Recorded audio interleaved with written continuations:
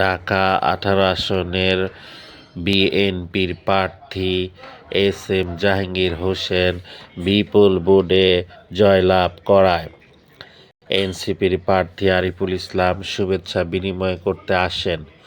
শুভেচ্ছা বিনিময় শেষে এস এম জাহাঙ্গীর হোসেন বলেন, সবাই মিলেমিশে আগামীতে একসাথে কাজ করবেন বলে তিনি বলেন।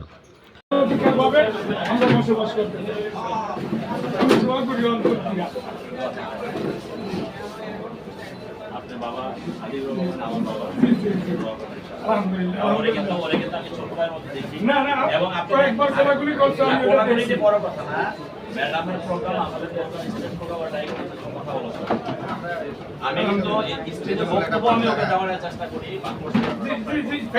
রাজনীতিতে আমি পরিবর্তন করতে চাই। আলহামদুলিল্লাহ, আমি একা পারবো না, সবার সহযোগিতা